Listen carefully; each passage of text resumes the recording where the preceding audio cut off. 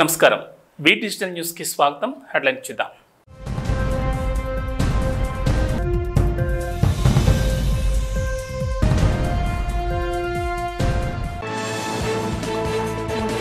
జైల్లో పెట్టించిందని కక్ష, బెయిల్పై తిరిగొచ్చి మైనర్ బాలికను కిరాతకంగా హతమార్చిన ప్రేమనువాది.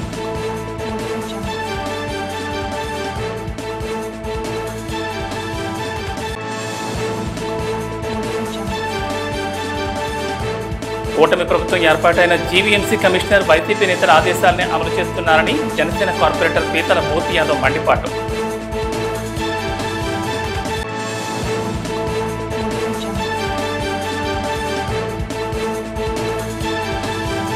మైనర్ బాలికలు హత్య చేసిన నిందితుని పట్టుకుని తగిన శిక్ష పడేలా చూస్తామని స్పష్టం చేసిన రాష్ట్ర హోంశాఖ మంత్రి వంగలపూడి అనిత.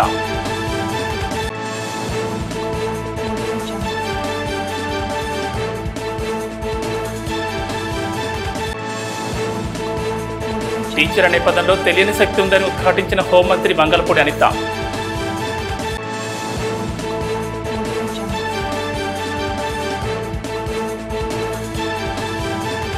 శ్రీ వరాహలక్ష్మి నరసింహస్వామివారి దేవస్థానంలో శ్రీ శ్రీ వరాహలక్ష్మి నరసింహస్వామివారి నిత్య కళ్యాణం నేత్రపరంగా సాగింది. ఆతిథ్య సేవలో భాగంగా ఉత్సవమూర్తి గోవిందరాజస్వామిని ఉభయ దేవేరులతో మండపంలో అధిష్ఠింపజేశారు. పాల్గొన్న భక్తుల గోత్రనామాలతో సంకల్పం చెప్పి పాంచారాత్ర గామశాస్త్రం విధానంలో విశ్వక్షేణ ఆరాధన పుణ్యాహవచనాలతో కార్యక్రమానికి శ్రీకారం చుట్టారు. కంకణ ధారణ, నూతన యజ్ఞోపవీత సమర్పణ, జీలకర్ర బెల్లం, మాంగళ్య ధారణ, తలంబ్రాల ప్రక్రియలను కమనీయంగా జరిపించారు. మంత్రపుష్పం, మంగళ శాసనాల తర్వాత భక్తులకు వేదాశీర్వచనాలు, శేషవస్త్రాలు, స్వామివారి ప్రసాదాలను అందజేశారు.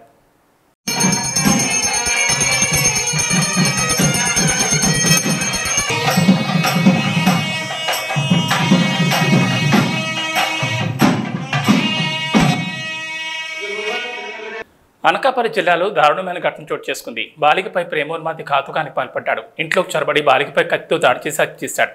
ఘటనా స్థలంలోనే బాలిక ప్రాణాలు కోల్పోయింది. హత్య చేసి నిందితుడు సురేష్ పారిపోయాడు. ఈ ఘటన అనకాపల్లి రాంబలి మండలం కొప్పుగుండుపాలెంలో ఘటన జరిగింది. 9వ తరగతి చదువుతున్న బాలిక రాంబలి మండలం కొప్పుగుండుపాలెంలో కుటుంబ సభ్యులతో కలిసి నివాసం ఉంటోంది. తల్లిదండ్రులు ఉద్యోగానికి వెళ్లిపోయారు. నానమ్మ మరో ఇంట్లో ఉంటోంది. స్కూల్ నుంచి వచ్చిన బాలిక నానమ్మ ఇంటికి వెళ్లి అక్కడ తాళాలు తీసుకుని తన ఇంటికి వెళ్ళింది. కాసేపటికి నానమ్మ కాంతం కూడా మనవరాలు వెళ్ళిన ఇంటికి బయలుదేరింది. ఆ సమయంలో ఇంటి తలుపులు వేసి ఉండడానికి గమనించింది నానమ్మ. కాసేపు వేచి చూసి తలుపు తట్టింది. ఎంతకీ తీయకపోయేసరికి కాస్త గట్టిగా అరిచింది. దీంతో తలుపులు తీసిన నిందితుడు బాలిక నానమ్మ కాంతంను తోసి పారిపోయాడు. లోపలికి వెళ్లి చూసేసరికి రక్తపు మడుగులో పడి ఉంది ఆ బాలిక. ఘటనా స్థలంలోనే ప్రాణాలు కోల్పోయింది. గత కొంతకాలంగా వెంటపడుతున్న సురేష్ ఈ ఘాతకానికి పాల్పడినట్లు నాన్నమ్మ పోలీసులకు తెలిపింది. కేంద్రంలో మూడవసారి అధికారంలోకి వచ్చిన బీజేపీ ప్రభుత్వం పచ్చి కార్మిక వ్యతిరేక విధానాలు కొనసాగించడాన్ని నిరసిస్తూ జూలై 10న పని ప్రదేశాల్లో డిమాండ్స్ డేలో పాల్గొని జయప్రదం చేయాలని సిఐటియు విశాఖ జిల్లా కార్యదర్శి ఆర్కేఎస్వి కుమార్ కోరారు. అల్లూరి విజ్ఞాన కేంద్రంలో ఏర్పాటు చేసిన మీడియా సమావేశంలో ఆయన మాట్లాడుతూ 2024 ఎన్నికల్లో బీజేపీకి కార్మికులు గట్టి బుద్ధి చెప్పినా మోడీ మొండికేసి కార్మికులకు నష్టం చేసే లేబర్ కోడ్స్ను ఎలాగైనా అమలు చేయాలని పూనుకుంటుందన్నారు. దీనిలో భాగంగానే కార్మికుల అకౌంట్కు ప్రావిడెంట్ ఫండ్ యాజమాన్యం సకాలంలో చెల్లించకపోతే 25% పెనాల్టీ ఉండేది. దాన్ని ఈ రోజున 1% మోడీ ప్రభుత్వం తగ్గించిందన్నారు. ఇది కార్మికులకు తీవ్ర నష్టం చేస్తుందన్నారు. నేషనల్ మానిటైజేషన్ పైప్ లైన్ పేరుతో ప్రభుత్వ సంస్థల ఆస్తుల అమ్మకం నిలిపివేయాలని డిమాండ్లతో ఫ్యాక్టరీల వద్ద కార్మికుల పని ప్రదేశాల్లో నిరసన చేపట్టాలని పిలుపునిచ్చారు. ఈ కార్యక్రమంలో సిఐటియు జిల్లా నాయకులు S Jyotiswararao, M Subbarao, U Ramaswamy, U Raju, P Mani, P Venkatareddy తదితరులు పాల్గొన్నారు. దేశవ్యాప్తంగా కార్మికులు ఎదుర్కొంటున్న సమస్యలు పరిష్కరించాలని కోరుతూ కేంద్ర ప్రభుత్వానికి విజ్ఞప్తి చేస్తూ జూలై 10వ తారీఖు నాడు కోరికల దినోత్సవం అని చెప్పి కార్మిక వర్గం మొత్తం తమ డిమాండ్ని తెలియజేయాలని చెప్పి నిర్ణయం చేసింది. అందులో భాగంగానే జూలై 10వ తారీఖు నాడు దేశంలోనూ రాష్ట్రంలోనూ అన్ని పరిశ్రమల వద్ద కార్మికుల పని ప్రదేశాల్లోనూ నివాస ప్రాంతాల్లోనూ అన్ని చోట్ల కూడా ఈ కార్మికుల కోరికల దినోత్సవాన్ని జయప్రదం చేయాలని విశాఖపట్నంలోని కార్మిక వర్గానికి విజ్ఞప్తి చేస్తూ ఉన్నాం. ముఖ్యంగా మూడవసారి అధికారంలోకి వచ్చినటువంటి బీజేపీ తన కార్మిక వ్యతిరేక విధానాలను చాలా తీవ్రతరం చేస్తూ ఉంది. అందులో భాగంగానే కార్మికులకి మంచి చేయాల్సింది పోయి యాజమాన్యులకి లాభాలు చేకూర్చే విధంగా, కార్పొరేట్లకు లాభాలు చేకూర్చే విధంగా తన పాలసీలు ముఖ్యంగా మనం గమనిస్తే ఈ నెల రోజుల కాలంలోనే మనం పరిశీలన చేస్తే ఏదైతే కార్మికులకి పిఎఫ్ కట్ చేస్తూ ఉంటుందో యాజమాన్యం కనుక పిఎఫ్ సకాలంలో చెల్లించకపోతే యాజమాన్యం మీద 1% నుంచి 25% వరకు వాళ్ళకి ఫైన్ వేసే అధికారం ఇప్పుడు దాకా ఉంది లేబర్ డిపార్ట్మెంట్కి. ఇప్పుడు అటువంటిదేమి ఫైన్లు కట్టవసరం లేదు. కేవలం మీరు ఎన్నాళ్ళు ఇది చెల్లించకపోయినా, క్లెయిమ్ చెల్లించకపోయినా, పిఎఫ్ సొమ్మును మీరు ఎన్నాళ్ళు చెల్లించకపోయినా సరే మేము దీనికి సంబంధించి ఏదైతే ఉందో 1% మాత్రమే ఫైన్ వేస్తాం, అంతకంటే ఎక్కువ ఫైన్ వేయాల్సిన అవసరం లేదని వాళ్ళకి విధించే అపరాధ రుసుముని పూర్తిగా తగ్గించడం అనేది జరిగింది. కూటమి ప్రభుత్వం ఏర్పాటైన జీవీఎంసీ కమిషనర్ సాయికాంత్ వర్మ వైకాపా నాయకుల ఆదేశాలను అమలు చేస్తున్నారని జనసేన కార్పొరేటర్ పీతల మూర్తి యాదవ్ ఆరోపించారు. నగరంలోని ఓ హోటల్లో ఆయన టీడీపీ కార్పొరేటర్లతో కలిసి మీడియాతో మాట్లాడుతూ సాయికాంత్ వర్మ కమిషనర్గా బాధ్యతలు చేపట్టినప్పటి నుంచి సిబిఎస్ఎన్సీకి ప్లాన్లు మంజూరు చేయడంతో పాటు వీఐపీ రహదారి మూసివేసి వైకాపా నాయకులపై వీర విధేయత చూపించారన్నారు. గడువు దాటినా కౌన్సిల్ సమావేశం ఏర్పాటు చేయడం లేదని, తన బాగోతాలు బయటపడతాయని వాయిదా వేసుకుంటూ వస్తున్నారన్నారు. కమిషనర్ బంగ్లాలో 42 నుంచి 50 మంది కార్మికులు పనిచేస్తున్నారని, అందులో స్పా, మ్యూజిక్ సిస్టమ్ చూస్తే మతిపోతుందన్నారు. కమిషనర్ వ్యవహారాలపై విచారణ జరపాలని కోరారు. TDP GVMC deputy floor leader Palla Srinivas మాట్లాడుతూ జీవీఎంసీ పూర్తిగా అవినీతిలో కోరుకుపోయిందన్నారు. గాజువాకలో 10-20 చదరపు గజాల స్థలం కోల్పోయిన వారికి టీడీఆర్లు ఇవ్వాలని పలుమార్లు కోరినా పట్టించుకున్న అధికారులు వైకాపా నాయకులకు కోట్ల విలువైన టీడీఆర్లు ఇచ్చేశారని ధ్వజమెత్తారు. సమావేశంలో కార్పొరేటర్లు మద్దెల రామలక్ష్మి, కొలగాని మంగవేణి, తొలి నూకరత్నం పాల్గొన్నారు. అభివృద్ధి పనులకి పెద్దపీట వేయాలని చెప్పి ఒక ఉద్దేశంతో కూటమి కార్పొరేటర్లు అందరూ కూడా పదే కౌన్సిల్ మీటింగ్లో కానీ బయట కానీ ప్రజల పక్షాన పోరాడుతూ ఉన్నట్టే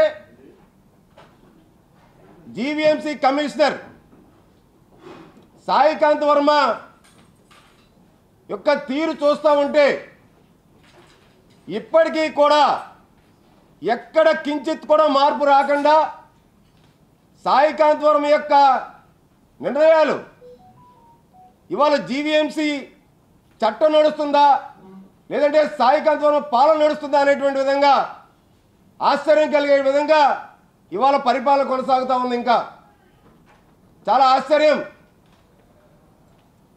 జనవరి 9వ తారీఖున జరిగినటువంటి కౌన్సిల్ మీటింగ్ తర్వాత ఎన్నికల సమయంలో ఎన్నికలు అయిపోయిన తర్వాత ఇప్పటికీ కూడా కౌన్సిల్ మీటింగ్ ఏర్పాటు చేయకపోవడం వైసీపీ నాయకులు కమిషనర్ సాయికాంత్ వర్మ యొక్క అసమర్థత, వాళ్ళ యొక్క బాగోతాలు ఎక్కడైతే కూటమి కార్పొరేటర్లు ఎక్స్ అఫీషియల్ సభ్యుల కింద ఉన్నటువంటి నూతనంగా గెలిచినటువంటి మా ఎమ్మెల్యేలు, ఎంపీలు వచ్చి నిలదీస్తారనేటువంటి భయంతో ఇప్పటికీ కూడా కౌన్సిల్ సమావేశం ఏర్పాటు చేయడం లేదు. గంజాయి, డ్రగ్స్పై ఉక్కుపాదం మోపుతున్నామని రాష్ట్ర హోంశాఖ మంత్రి వంగల్పూడి అనిత స్పష్టం చేశారు. విశాఖలో మీడియాతో మాట్లాడుతూ అనకాపల్లి జిల్లా రాంపల్లి మండలం కొప్పగుండుపాలెంలో మైనర్ బాలిక హత్య ఘటన దురదృష్టకరమని హోంమంత్రి విచారం వ్యక్తం చేశారు. నిందితుడి కోసం ప్రత్యేక పోలీసు బృందాలు రంగంలో దిగాయని, ఎట్టి పరిస్థితుల్లో నిందితుని పట్టుకుంటామని అన్నారు. ఈ కేసులో పోలీసులు నిర్లక్ష్యంగా ఉంటే ఖచ్చితంగా చర్యలు తీసుకుంటామని తెలిపారు. సీఎం చంద్రబాబుతో మాట్లాడి బాధిత కుటుంబానికి న్యాయం చేస్తామని తెలిపారు. ఒక అమ్మాయిని, మైనర్ బాలికని, 9వ తరగతి చదువుతున్న ఒక మైనర్ బాలికని అతి కిరాతకంగా హత్య చేయడం అనేది మనందరం కూడా చూస్తున్నాము. అక్కడ ఆల్రెడీ టీమ్స్ కూడా దాని మీద వేస్తున్నాము. ఎస్పీ గారితో నేను ఇన్ఫర్మేషన్ తెలిసిన వెంటనే ఎస్పీ గారితో నేను మాట్లాడి పొజిషన్ ఏంటని కూడా కనుక్కోవడం జరిగింది. విషయం ఏంటంటే, ఏదైతే ఒక అమ్మాయి ఇంతకుముందు ఆ అమ్మాయిని ఇబ్బంది పెట్టి పోక్సో చట్టం ద్వారా అబ్బాయి జైలుకి కూడా వెళ్ళాడు. మొన్న రిమాండ్ కూడా పంపించారు. మొన్న రీసెంట్గా ఒక 15 రోజుల క్రితం అతను జైలు నుంచి బెయిల్ మీద బయటకు వచ్చాడు. వచ్చిన తర్వాత అమ్మాయిని హత్య చేయడం జరిగింది. దానికి సంబంధించి ఇంచుమించుగా 18 పేజీల వాంగ్మూలం కూడా వాంగ్మూలం ఒక లెటర్ కూడా పెట్టున్నాడు అక్కడ. అతనైతే ఇప్పుడు మనకి పరారులో ఉన్నాడు. ఎట్టి పరిస్థితుల్లోని కూడా పోలీస్ డిపార్ట్మెంట్ అంతా కూడా సుమారుగా 8-9 బృందాలు కూడా ఏర్పాటు చేయడం జరిగింది. అన్ని బృందాలు కూడా ఈరోజు అతనికి పట్టుకోవడానికి ప్రయత్నం కాదు, ఎట్టి పరిస్థితులు పట్టుకొని తీరుతాయి. ఎందుకంటే చట్టం ముందు ఎవరు కూడా తప్పించుకునే పరిస్థితికి లేదు. డెఫినెట్గా ఎవడైతే హత్య చేశాడో అతన్ని ఇమీడియట్గా మేము పట్టుకునే ప్రయత్నం కాదు, పట్టుకొని తీరుతాం. డిపార్ట్మెంట్ వాళ్ళకి కూడా చాలా క్లియర్ ఇన్స్ట్రక్షన్స్ వెళ్ళి చంద్రబాబు నాయుడు గారు, లోకేష్ బాబు గారు, పవన్ కళ్యాణ్ గారు కూడా దీని మీద ఆరా తీయడం జరిగింది, నాతో మాట్లాడడం జరిగింది. డెఫినెట్గా ఎట్టి పరిస్థితుల్లోని నిందితుడు ఎవరైతే ఉన్నాడో అతి తొందరగా వీలైతే ఈ రోజు రేపట్లోనే నిందితుడిని పట్టుకొని అరెస్ట్ చేసే పరిస్థితి కనిపిస్తుంది. లేదమ్మా, కంపల్సరీగా నిజంగా అదే కనుక జరిగితే, నిజంగా అమ్మాయి దగ్గర నుంచి కంప్లైంట్ వెళ్ళి ఆ పోలీసులు కనుక పట్టించుకోలేదన్న సంగతి తెలిస్తే డెఫినెట్గా ఏ పోలీస్ అయితే ఆ పోలీసు మీద చర్యలు తీసుకుంటాం. అందులో ఎక్కడ కూడా బ్యాక్ స్టెప్ వేసే పరిస్థితి లేదు. కానీ మాకు వచ్చిన ఇన్ఫర్మేషన్ ఏంటంటే అటువంటి పరిస్థితి ఏమీ లేదు. చాలా ఆఫ్ సడన్ వచ్చి అతను హత్య చేసి వెళ్ళాడు అన్నది మాకు వచ్చిన ఇన్ఫర్మేషన్. కొన్ని రోజుల నుంచి కూడా మళ్ళీ ఫాలో అవుతున్నాడు అని చెప్పి. లేదమ్మా, నిజంగానే వాళ్ళ బ్రదర్ కూడా చాలా ఇనిషియేషన్ తీసుకున్నాడు. ఇంతకు ముందు కూడా తను బెంగళూరులో పనిచేసేవాడు. ఇనిషియేషన్ తీసుకుని ఈ అబ్బాయిది ఇంచుమించు 26 సంవత్సరాలు, ఆ అమ్మాయిది చూస్తే 13 సంవత్సరాల వయసు. అవతల నిందితుడు ఎవరైతే ఉన్నాడో ఆ అబ్బాయిది కూడా 26-27 సంవత్సరాల వయసు. సో ఈ సిచ్యువేషన్స్ లోనే వాళ్ళ అన్నయ్యకి చాలా సేఫ్ గార్డ్ చేశాడు. కానీ దురదృష్టవశాత్తు అమ్మాయిని కాపాడుకోలేకపోయారు. కానీ ఎట్టి పరిస్థితుల్లో నిందితుడిని అయితే డెఫినెట్ గా పట్టుకున్నారు. కంపల్సరీగా చంద్రబాబు నాయుడు గారితో మాట్లాడతాం. ఎటువంటి పరిస్థితుల్లో అమ్మాయి చిన్నపిల్ల, మైనర్ బాలిక, ఆ అమ్మాయికి ప్రభుత్వం నుంచి అందాల్సిన సహాయ సహకారాలన్నీ కూడా అందిస్తాం మా కుటుంబానికి.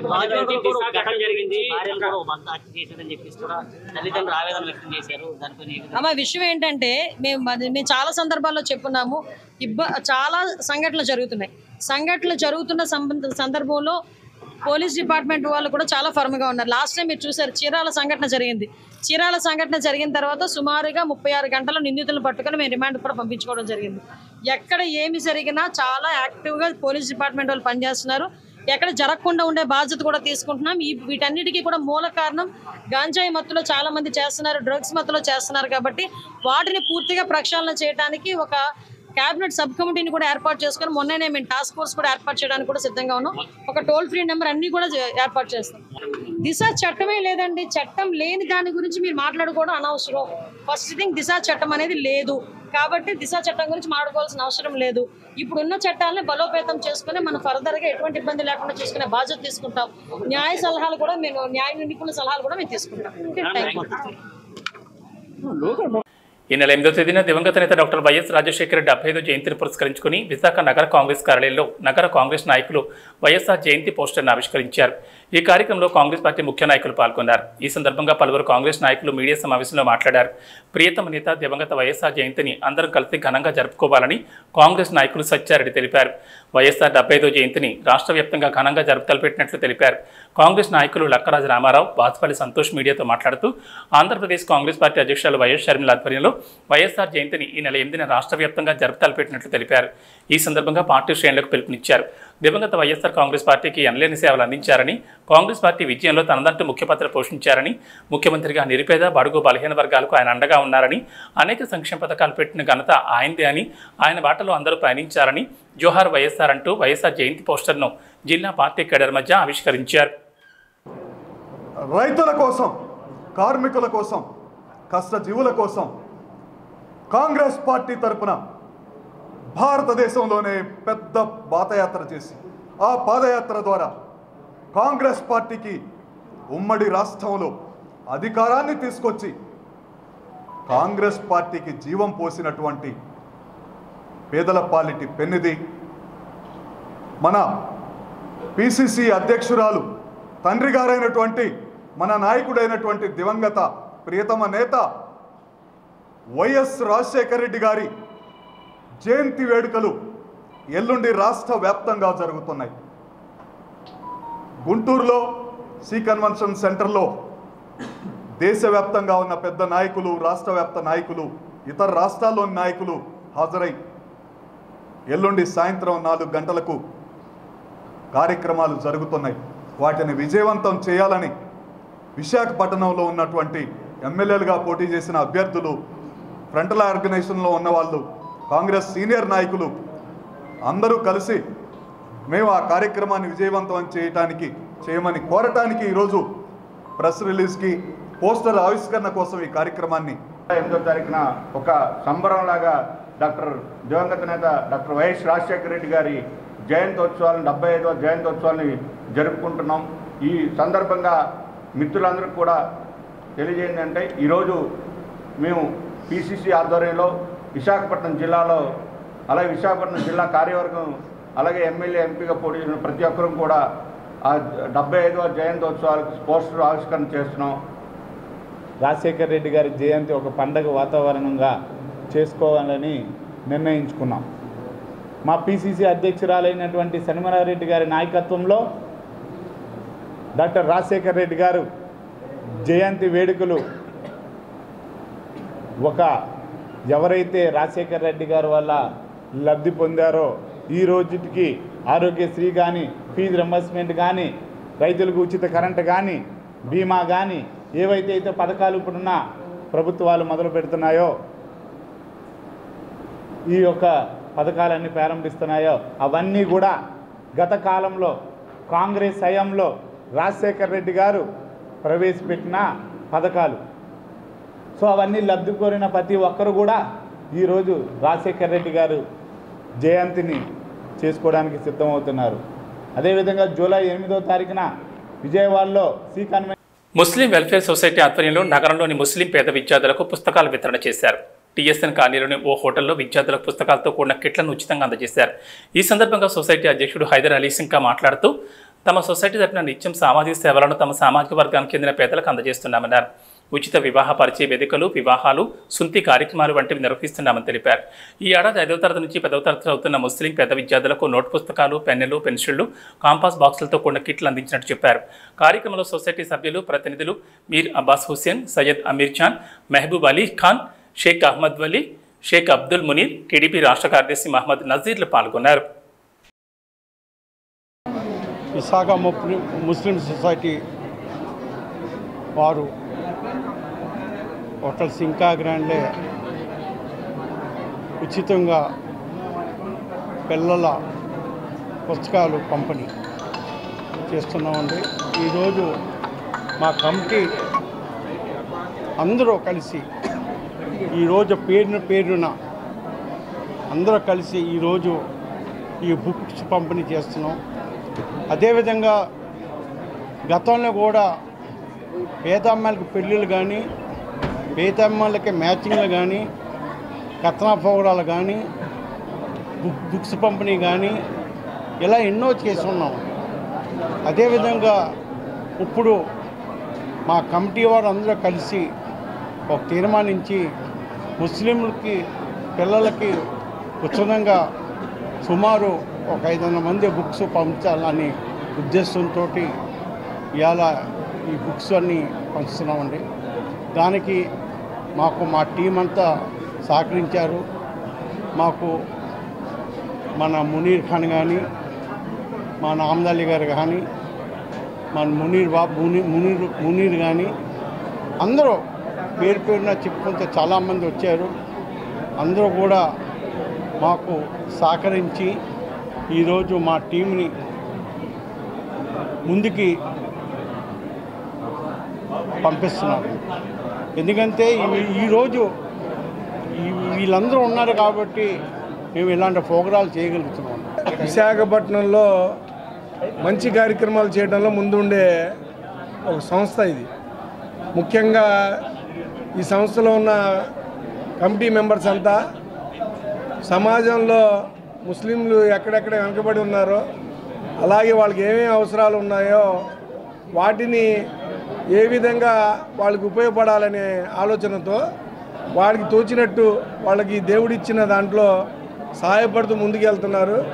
ఇలాంటి మంచి కార్యక్రమాలు చేస్తున్న కమిటీ వాళ్ళందరికీ, అటు సింకాబాయికి కానీ, మునీర్ గారికి కానీ, అలీ గారికి కానీ, అలాగే మహబూబ్ షరీఫ్ గారికి కానీ, అస్లాం బైక్ గారికి కానీ, ఇక వేదిక మీద ఉన్న పెద్దలు ఎవరున్నా సరే అందరూ బాగా కమ్యూనిటీ కోసం కష్టపడుతున్నారు. వీళ్ళకి ఎప్పుడు నా వ్యక్తిగతంగా కానీ, అలాగే పార్టీ పరంగా కానీ, ప్రభుత్వ పరంగా కానీ ఏ అవసరం ఉన్నా సరే నేను ముందుంటానని, వాళ్ళకి ముస్లిం సమాజం కోసం ఏ పని అయినా సరే, అది ఎంత పెద్ద పని అయినా సరే రాష్ట్ర ముఖ్యమంత్రి గారి దృష్టిలో పెట్టేదైనా సరే ఆ దృష్టిలో పెట్టి ఆ కార్యక్రమాలన్నీ చేపించి ముస్లింల అభివృద్ధి కోసం ముందుంటామని ఈ కార్యక్రమం ద్వారా తెలియజేసుకుంటాం.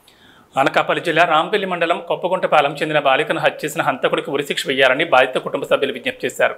యలమంచిలి ఎమ్మెల్యే సుందరపు విజయ్ కుమార్ బాధిత కుటుంబ సభ్యులను పరామర్శించి ఓదార్చారు. ఈ సందర్భంగా ఎమ్మెల్యే మాట్లాడుతూ హంతకుడిని పట్టుకుని కఠినంగా శిక్షిస్తామని హామీ ఇచ్చారు. వాళ్ళందరినీ మార్పు చేయించే పరిస్థితి పూర్తిగా తేవాలి అనే దాని మీద గత 4 రోజుల నుంచి వర్క్ చేస్తున్నాం. అయినా కూడా ఇలాంటి పరిస్థితులు వచ్చాయి. మరి ఇక్కడ ఎవరైతే ఆ పాప తల్లి ఉన్నారో ఆ చుట్టాలు అందరూ కూడా నాకు చెప్పడం జరుగుతుంది. ఆల్రెడీ పోలీసులు వాడి మీద చర్య తీసుకున్నారు, జైల్లో పెట్టారు. మళ్ళా 2 నెలల్లోనే బెయిల్ మీద వచ్చారు. బెయిల్ మీద వచ్చిన తర్వాత కూడా ఇలా బెయిల్ మీద వచ్చాడు, మమ్మల్ని ఇబ్బంది పడుతున్నాడని పోలీసులకు చెప్పామని చెప్తున్నారు.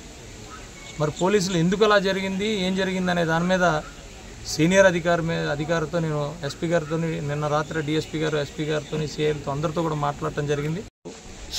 ఎస్పీ గారి దృష్టికి కూడా తీసుకుని ఆ విచారణ కూడా చేపిస్తాం. 100% పోలీసుల నెగ్లెక్షన్ ఉంటే మాత్రం 100% పోలీసుల మీద కూడా చర్య తీసుకునే పరిస్థితి తీసుకురావాలని చెప్పి నేను డిమాండ్ చేస్తాను ఎస్పీ గారిని. ఇందులో ఎవరిని కూడా వదిలే ప్రసక్తి లేదు. అసలు ఆడపిల్ల మీద కన్నెత్తి చూడాలంటే తప్పుడుగా వాడికి ఒన్నులో వణుకు పుట్టేటట్టు చేయడమే మా ప్రభుత్వ లక్ష్యం. ఇది చంద్రబాబు నాయుడు గారు, ముఖ్యంగా పవన్ కళ్యాణ్ గారు వదిలే ప్రసక్తి లేదు.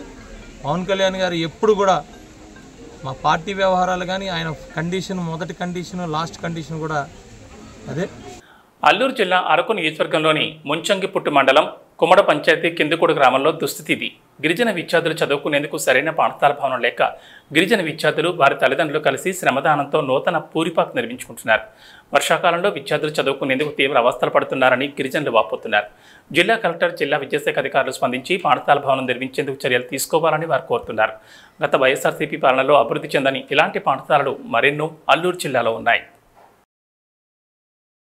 ప్రతిభకు పట్టాభిషేకం పేరుతో అనకాపల్లిలో ఓ ఫంక్షన్ హాల్లో పీఆర్టీయూ ఆధ్వర్యంలో జరిగిన కార్యక్రమానికి ముఖ్య అతిథిగా రాష్ట్ర హోంమంత్రి వంగల్పూడి అనిత హాజరయ్యారు. ప్రభుత్వ పాఠశాలలో 10వ తరగతి అత్యధిక మార్కులు సాధించిన విద్యార్థులను మంత్రి సన్మానించారు. టీచర్ అనే పదంలో తెలియని శక్తి ఉందని హోంమంత్రి అనిత అన్నారు. మహోన్నతమైన వృత్తి ఉపాధ్యాయ వృత్తి అని అన్నారు. గత 5 సంవత్సరాలుగా టీచర్స్ పోరాటం చేశారని, ఉపాధ్యాయుల పోరాటంలో న్యాయం ఉందన్నారు. పాఠశాలలో ఉపాధ్యాయులు పాఠాలు చెప్పకుండా కంకర, సిమెంట్కు ఫోటోలు తీసుకుంటే ఉత్తమ ఫలితాలు ఎలా వస్తాయన్నారు. రాష్ట్రంలో ట్రిపుల్ ఇంజిన్ సర్కార్ ఉందన్నారు. చంద్రబాబు నన్ను తండ్రిలాగా ప్రోత్సహించారని చెప్పారు. అనంతరం మంత్రిని ఉపాధ్యాయులు సన్మానించారు. ఈ కార్యక్రమంలో Anakapalli MP CM Ramesh, MLA Konathala Ramakrishna, మాజీ ఎమ్మెల్యే పేలా గోవింద్ సత్యనారాయణ తదితరులు పాల్గొన్నారు. ఏదైనా సొంత పనులు ఉన్నాయా లేదా చూసుకున్నామా లేదా, మా పిల్లల్ని చూసుకున్నామా లేదా, ఇది తప్పించి ఏ రోజు కూడా రాజకీయాల జోలికి రాని టీచర్స్ అందరూ కూడా ఒక్కసారిగా భయం లేకుండా ఎందుకు ఈ పదం ఉపయోగిస్తున్నానంటే, లాస్ట్ 5 సంవత్సరాల పరిస్థితి ఎలా ఉందంటే, బయటకు వస్తే కేసులు, ఎమ్మెల్యేలుగా చేసిన మేమే రోడ్ల మీదకి వచ్చామంటే మా మీద కేసులు పెట్టే పరిస్థితి, గృహ నిర్బంధాలు లేదు అనుకుంటే ఇంకా అంతకే అవసరమైతే మా మీద సోషల్ మీడియాలో లేనిపోని పోస్టులు, ఇలాంటివన్నీ ఒక భయానకమైన వాతావరణం మధ్యలో మీ హక్కులు కాపాడుకోవడానికి ఒక చిన్న ఉద్యమం అని మీరు అనుకున్నారేమో, అది మహా ఉద్యమం కింద మారి ఒక్కసారిగా టీచర్ల శక్తి ఏంటో చూపించిన పరిస్థితి ఆ రోజు కనిపించింది. ఆ రోజు నేను డిసైడ్ అయ్యా, ఎస్ మీరు డిసైడ్ అయ్యారంటే రేపు పొద్దున గవర్నమెంట్ మూడింది. ఆ రోజు మేము డిసైడ్ అయ్యాం డెఫినెట్ గా మూడింది అని. కాకపోతే పరిస్థితి నిజంగా ఆ రోజు మీరు ఆ ఉద్యమం చేయడంలో కానీ, మీరు పోరాట విషయంలో కానీ, అందులోని విషయం ఏంటంటే వాస్తవాలు ఉన్నాయి. మీరు ఎంత బాధపడుతున్నారో నిజాలు కూడా అందులో ఉన్నాయి. చూసే 117 జీవో ఉంది. ఈ రోజుకి కొన్ని స్కూల్స్ లో ఒక టీచరు, ఒక పిల్లోడు. నిన్ననే మా వాళ్ళు మా అన్న వెంకటేష్ అన్న అబద్ధం గారు అని చెప్తున్నారు మాతో, ఒక టీచర్ అమ్మా, ఒకటే స్కూల్ టీచర్ ఉన్నాడమ్మా, ఒకటే పిల్లోడు అన్నాడమ్మా. కొంతమంది అయితే 4th క్లాస్ నుంచి 3rd క్లాస్ కి వెళ్ళడానికి హై స్కూల్స్ లో ఎప్పుడైతే మెచ్ చేశారో 3rd, 4th, 5th, 3వ తరగతి పిల్ల ఆ ఊరు దాటి వేరే ఊరికి వెళ్ళాలి. ఇప్పుడు చూస్తే పరిస్థితులు ఎలా ఉన్నాయంటే, చిన్న పిల్ల లేదు, పెద్ద పిల్ల లేదు, మనుషులు కనిపిస్తే అబ్యూజింగ్స్, వాళ్ళ మీద అత్యాచారాలు, హత్యలు, ఇలాంటి నేపథ్యంలో చాలా మంది ఆడపిల్లను పంపించలేక ఇళ్లలోనే డ్రాప్ అవుట్స్ చేసుకునే పరిస్థితి కూడా కనిపించింది. అంత దారుణమైన సిచ్యువేషన్స్ ఈరోజు 117 లో ఉన్నాయి. నేనేమంటానంటే, కనీసం ఆ జీవో ఇంప్లిమెంట్ చేసేటప్పుడైనా, జీవో తయారు చేసేటప్పుడైనా ఎందుకు వాళ్ళు మిగతా ఐఏఎస్ ఆఫీసర్లు అయినా ఎందుకు ఒకసారి చర్చించుకోకూడదు? బులెటిన్ ముగించే ముందు ముఖ్యాంశాలు మరోసారి.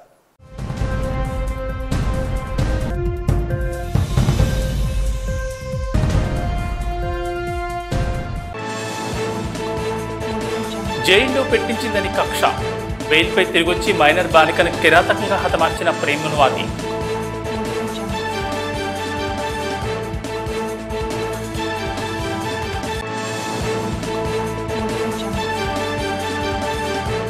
కూటమి ప్రభుత్వం ఏర్పాటైన జీవీఎంసీ కమిషనర్ వైసీపీ నేతల ఆదేశాలనే అమలు చేస్తున్నారని జనసేన కార్పొరేటర్ పీతల మోతి యాదవ్ మండిపాటు.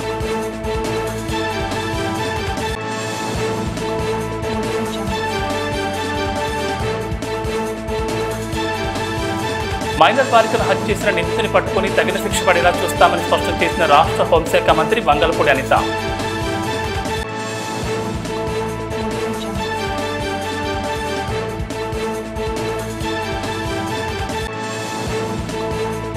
టీచర్ అనే పదంలో తెలియని శక్తి ఉందని ఉద్ఘాటించిన హోంమంత్రి మంగళపూడి అనిత.